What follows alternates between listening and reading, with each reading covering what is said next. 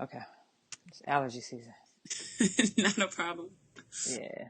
Welcome to this episode of Athletes as Educators. I'm your host, Angie Lewis. On the podcast today, we have Pasha Cook, an empowerment speaker, transition specialist. She helps women and girls champion their transition. Pasha, thank you so much for being on the podcast.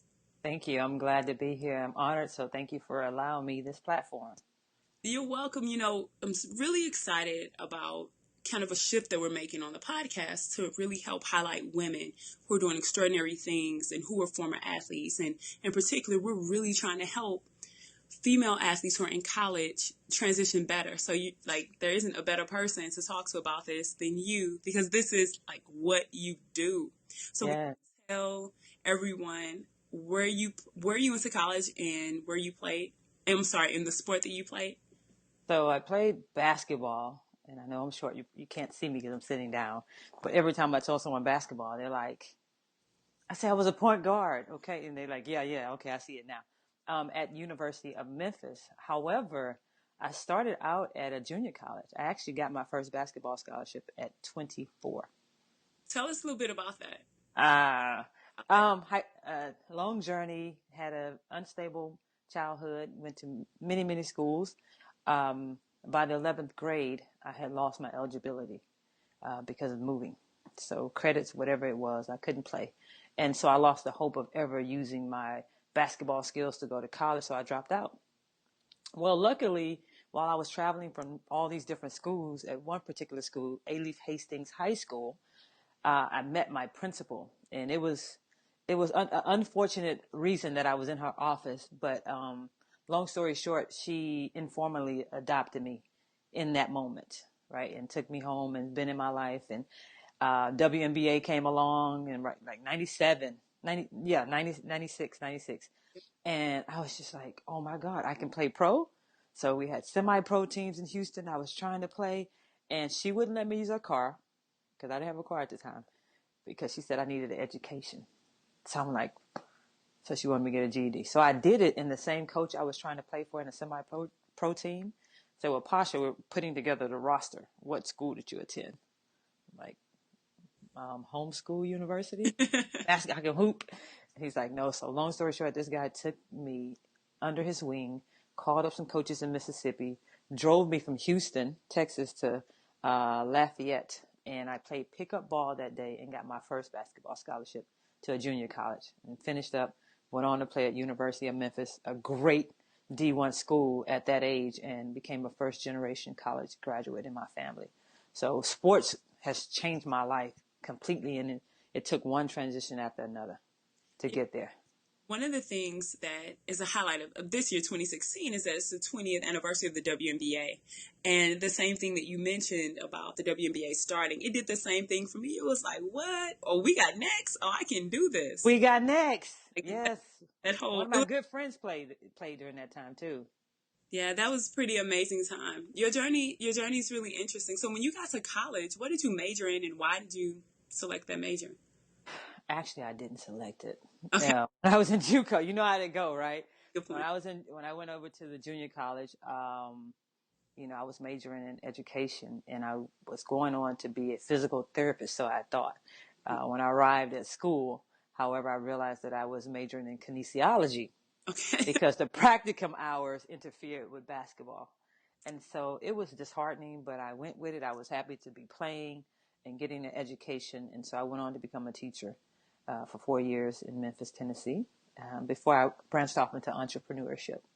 Well, So, yeah. a lot of the young women now will be graduating soon, Mm-hmm. and they're looking for jobs. I mean, the whole reason we're doing this is because they kept contacting me saying, can you help me? Can you help me? Like, we need help. Uh, So what was your first job when you finished when college? I finished And how did you, teaching, okay. So yeah. you're already on that path. So education is one of those, you kind of know what's going to happen. Yeah, you kind of know what's going to happen. I had that degree. However, education is a great field to be in, and many great teachers are needed. But when you're in physical education, it's a different ball game, Mm, because coaches are usually former athletes, yeah.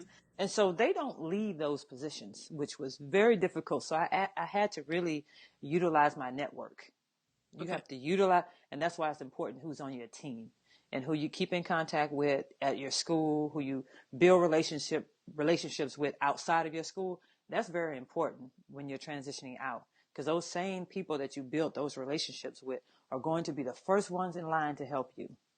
Yep. You know, Yeah.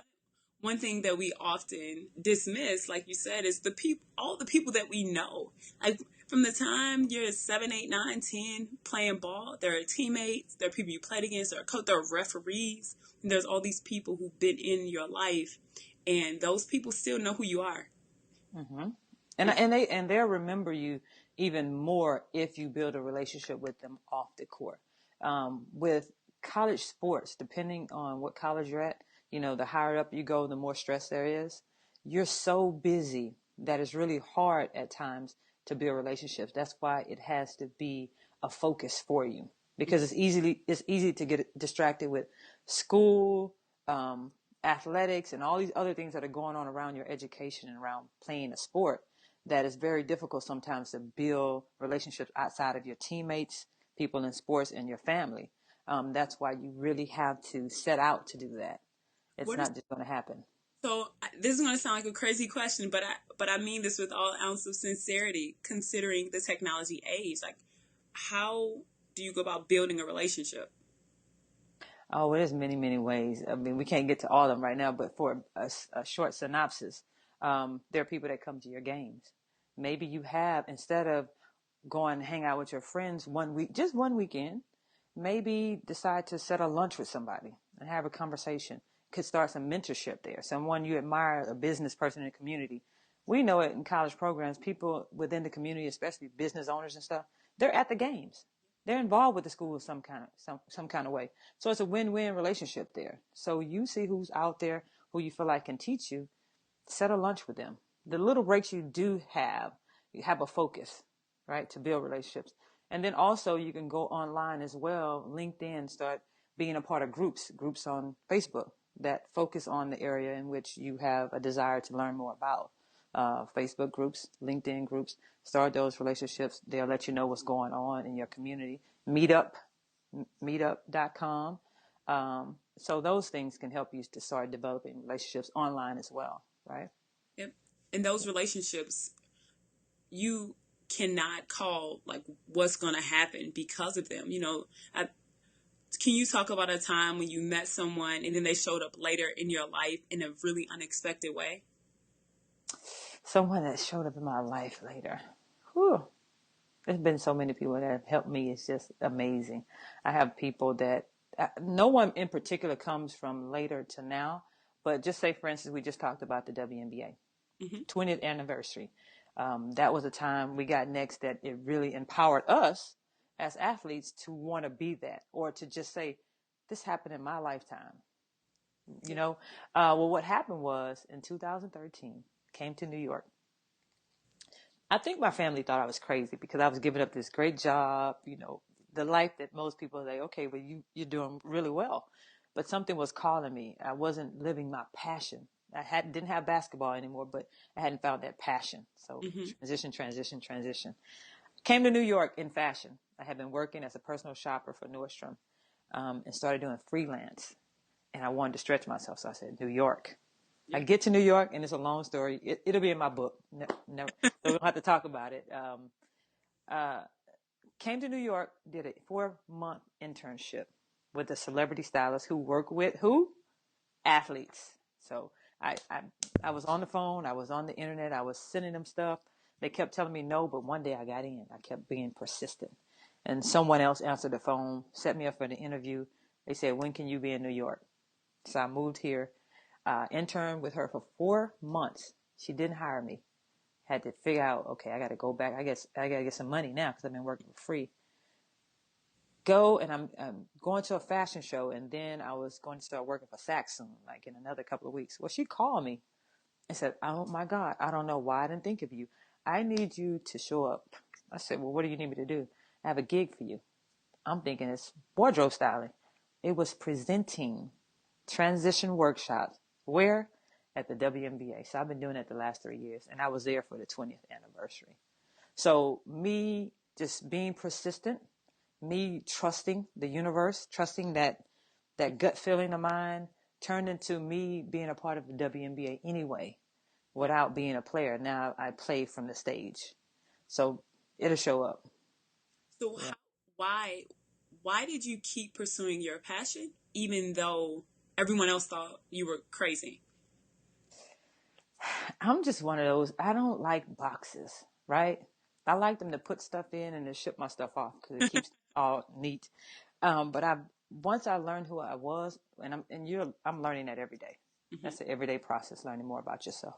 But once I started to grow in confidence and believe in the people who believed in me, then I started to remove the boxes out of my life. So if someone's telling me I can't do something, if I have a passion for it, it's like it's like that teacher on the Peanuts where you didn't understand what she was saying, like that. I can't really hear you, Right. and my family knows. So if my family knows this, and they don't try to, I'm not gonna listen to someone on the outside because my family supports me. They may not understand, but they'll go silently and support me, and they know that I'm gonna get it done. Hmm. Yeah, I'm gonna make it happen. How was playing sports, in particular basketball, how did that impact like your approach to life? Well, being able to go and play at the age that I was able to play and prosper in that showed me that I had something in me. And sports just kind of elevated that, right? Sports helped me to be disciplined with time because we had 30 places to be, and every place had a time that you had to be there. So not necessarily time management, but time focus. Learned how to focus my time. It taught me to be very disciplined. So as an entrepreneur, I can get up anytime I want to, but I usually get up between the hours of 4 and 6 at the latest every morning, Hmm. even on the weekends, and always got a routine going. So it gives me that routine. Sports has done so much for me. We would have 2 hours in this podcast, probably longer than that. So it's just really helped me to have those transferable skills, which I talk about with athletes, to identify those transferable skills and know that if you can become an athlete at the collegiate level, you can do anything because it takes a lot to get there. You got to think about how many kids are on the basketball courts of New York, of St. Louis, of Houston that want to be in college, but a select few are there. After that, you got it. Yeah. Got Yeah. to have that focus. Yeah. Being able to focus and being able to manage and balance so many things is a skill that's necessary for life. Yeah. What are the things that you manage and balance on a day to day? Oh man. First, I have to manage and balance my mind because my mind is always going, whether it be trying to figure out something that I didn't do right, learn the lesson in that, or create something new for tomorrow. So I have to balance my mind. And I do that through meditation, which really has helped me to really get that what people call cool. Like you just so someone told me the other day, it was actually today, you're like this wall, and if you throw a ball it's just gonna bounce off. You just like let stuff bounce off of you. And I'm thinking, yeah, you didn't know me just maybe 5 years ago, right? You didn't know me then. But understand this. In order to be great at something, you have to fail at something else. So that's why you need to know what your values are. Because you can't give 100% to everything. You cannot. And you have to figure out what is balance for you. You have to define what balance is for you. You can't let other people define that. How does the we're talking about 20 somethings, right? Lord, Yeah. when I was 20, Millennials. yeah, I balanced. I didn't even understand. I couldn't have. I couldn't even spell balance. No, I could spell Yeah. balance. Yeah. No, balance was not something that I understood because in our society, especially when you're young and you've been going, going, going, there's this mantra that like sleep is for suckers. Don't sleep. You just keep going. Don't stop. Like, how do you know when enough is enough? Your body tells you. Now, out of everybody walking this planet, except for spiritual people, athletes should know how to listen to their bodies. Your body's going to tell you when it needs sleep. Your Mm-hmm. body's going to tell you when you're dehydrated. Yeah. Your body's going to tell you when there's something going on inside of you that you need to go get checked out. Your body's going to tell you when enough. However, you don't want it to get to that point. You have to learn how to feed you first You have to learn how to feed you first and take care of you first. And that is once you come out of sport, right? Because you have people there telling you what to do, when to do it, how to be in shape. You got trainers working you out. You have to transfer that too into this life and still take care of your body, because you're probably going to have more injuries than the average person too. More ailments really. So just start taking care of your body and figure out what that is. For me now, it's more yoga, elliptical, because I've had several surgeries. So I have something for my back. So it's different ways of treating my body well. Mm-hmm. Yeah, Yeah. taking care of yourself is really important. And as we talked a little bit before the podcast start, oftentimes as young women, we're taught to give to everyone else Mm. before ourselves. Will you talk a little bit about like the complications that poses for your life and how young women can care about themselves more? Yeah, it's unfortunate that women have been conditioned to play a supporting role, which made sense in the caveman time when men were out hunting, dinosaurs or whatever they were killing for food. They had to survive, right? But it's a different world in 2016. So women are single mothers. There's so much going on in the world today that we have to, I don't want to say really transition, but we have to adjust Mm-hmm. to the new world. And the new world is saying, go out and get your dreams. We no longer have to hunt. The Right. cows are already there grazing. We don't have to hunt anymore, right? We hunt for recreation, some people. But what has happened is women have learned to be supportive, and that's fine. We need to support other people, but they didn't learn how to support themselves. And when they try to support a dream or something that they want to do, they have this guilty feeling of not being there like they need to for other people. Not realizing that if you don't know how to be there for you, then what you're giving out isn't 100%, and it's not coming from a positive energy anyway. So think of this cup, right? And this is you, woman. And when it gets full and it starts to overflow and it goes into a saucer, that's what you give to other people. Mm-hmm. Women need to learn how to do that and to understand that their dreams matter, that we're not in the caveman days anymore. Right. No, not at all. Yeah. Even close. How did you learn that? So what was it a turning point for you where you knew that it was time to start looking after Pasha and taking care and going after your dreams? Well, that's a day-to-day thing. I still have the conditioning of my DNA. I still have the conditioning of my ancestors who were here way before me. So we still have that. It's just you get up every day determined to do your best and to give you your best, right? Showing up for yourself. That's a daily regimen for me, right? Some days I show up, ready to go. And then there's some days it's like, it's daily. But as far as the turning point, I think when I decided to come to New York, that was the turning point. I had two huge turning points in my life. One was to go off to college. I had never been out of Texas, living out of Texas, and I went to Mississippi first and watched all the movies before I got there, Of course. which was a mistake. And then deciding to stretch myself. I knew New York would stretch me. I knew it would, and I came anyway. And when I did, I started to see what was really on the inside of me. How do I handle this atmosphere? It made me start to focus on the inside, right? And I also got a therapist, Mm-hmm. which in our culture, Yeah. has this negative connotation to it. But I had a therapist, and she started having me to read stuff like Eckhart Tolle, Mm-hmm. right? That Yeah. was one of the first books she prescribed in some senses. Which She book? didn't write The Power of Now. Okay. That it switched on a light bulb, a light switch for me. And I started being more in the personal development space because I wanted to know more about myself, and learning more about myself. I realized I wanted to know more about other people and how they function, the interpersonal skills, right? And that launched the whole personal development transition, all of this for me. Will you talk a little bit about stepping outside of your comfort zone? Because it sounded like when you went to New York, it was like sink or swim, right? Yeah. And that really tested how bad you wanted what you said you wanted and if you could handle it. So they're going to have to grow, and there's only one real way that you can grow, and it's not being comfortable. Yeah. And being motivated through your mistakes. I think sports teaches you that because we're always focusing. If your coach is usually telling you to focus on the next play in the game, Yep. because if you get lost in that play that just happened, we lose you. You're not any good to the team, right? Um, that's stretching. That's something right there.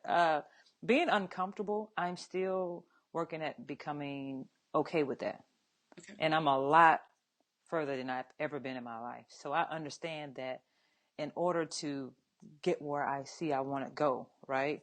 Um, you have these moments in your life where it feels like everything is coming in on you, and you realize, you know what? This is that threshold. Because I feel like you have thresholds, right? And as you're going up a threshold, you got turbulence. And then you get up above the clouds, and then you're good. And then when you rise to another level, you got to go through it again because it's building your strength. It's a muscle. It's a muscle to challenge yourself through your fears. It's a muscle to challenge yourself and be okay with the uncomfortable part of your life, knowing that there's something bigger than you that's helping you. You just got to have that focus. I've seen it happen so much. Give an example of when you've gone to that next level, and what was that for you? Well, New York was that. Yeah. That was the next level.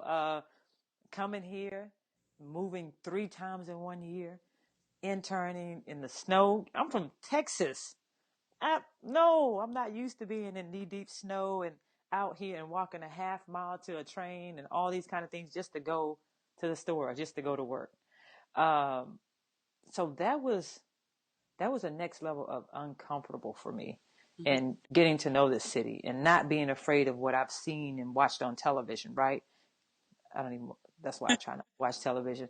Right. Um, And when I was interning, I did feel like I was being punked at times. I have to tell you because she had me doing some things. I'm just like, somebody's gonna jump from behind this tree and Tell tell me. me I'm being punked because this can't be true.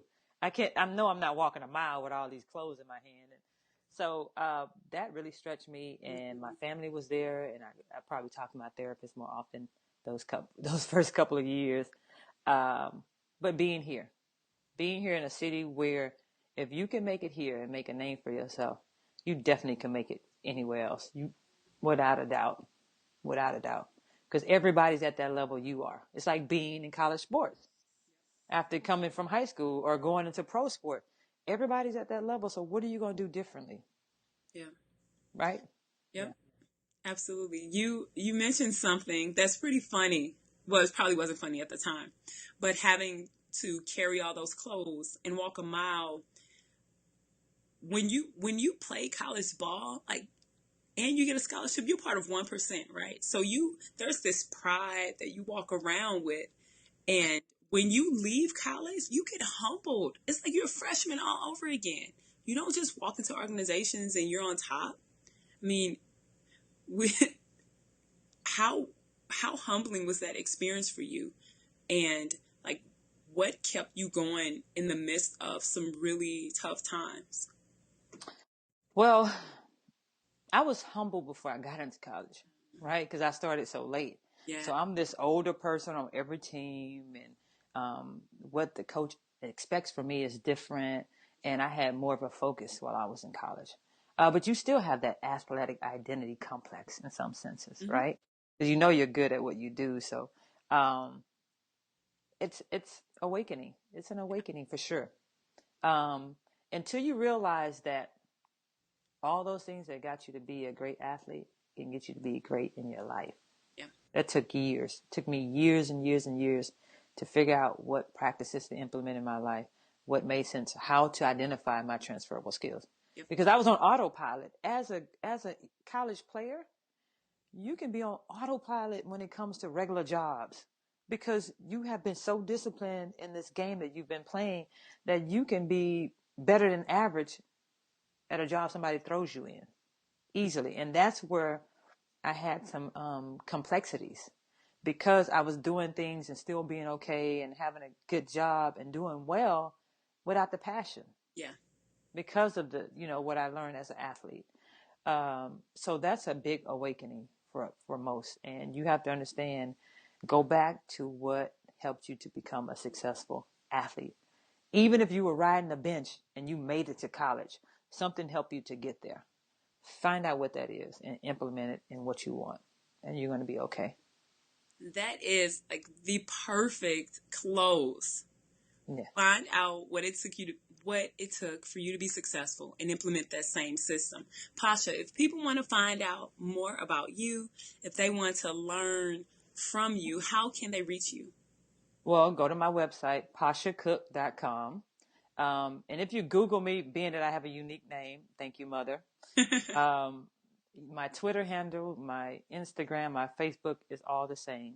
But info@pashacook.com. If you want to contact me directly, that is my direct email, and I'm willing to help anyone who really wants to champion their life. If you want to champion your life, give me a call. I'm going to help you. I promise. Perfect. Thank you, Pasha, so much. All right. Thank you. Oh, yeah. And tell your audience that you still recording? I am. Uh, I'll be publishing my first book this year, so look for that in December. It's called Unrepeatable Miracle. We'll talk about that, you and I, later. But yeah, Unrepeatable Miracle is just showing women and girls and anyone who reads it that how to turn your struggles into your strengths. No matter what your background is and no matter what family you were born into, you can still discover your inner champion and champion your life. So look for that in December. Awesome. Awesome. Yeah, Thank, we'll definitely be on the lookout for your book. Thanks for the reminder that is coming. thank you. Thank you for that.